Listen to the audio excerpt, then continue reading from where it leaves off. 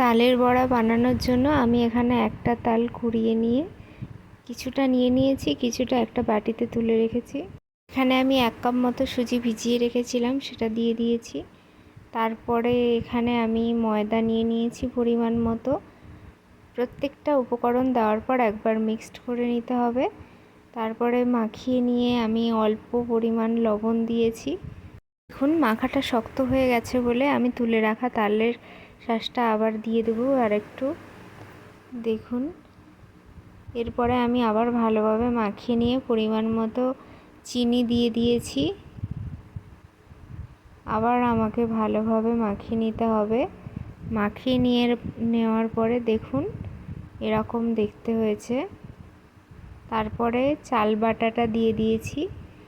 চাল বাটাটা অল্প পরিমাণ দিতে হবে, দেখুন কতটা পরিমাণ দিয়েছি।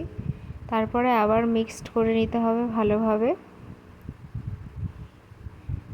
এবার আমি কেটে কেটে দেখে নেব যে তালের বড়ার আকারে শেপটা হচ্ছে কিনা। দেখুন কিভাবে দেখে নিচ্ছি, একদম পারফেক্ট ফ্যাটানো হয়েছে, পরিমাণগুলোও একদম পারফেক্ট হয়েছে।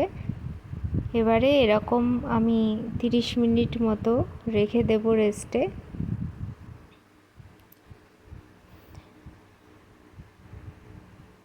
30 মিনিট পর একটা কড়াইতে সাদা তেল গরম হতে দিয়েছি।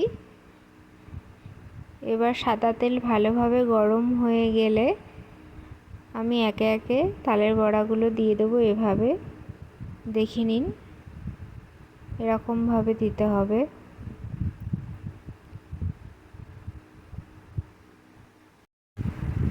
একটা একটা করে আমি দিয়ে দিচ্ছি। খুব বেশি পরিমাণ দেওয়া যাবে না, মোটামুটি যেমন তেল দেব সেরকমভাবে আমাকে দিয়ে দিতে হবে।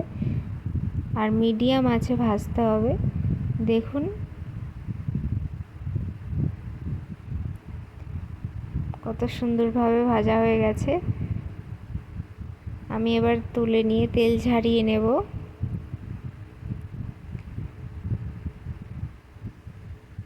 তেল ঝরে গেলে ভালোভাবে আমি একটা পাত্রতে তুলে নিয়েছি।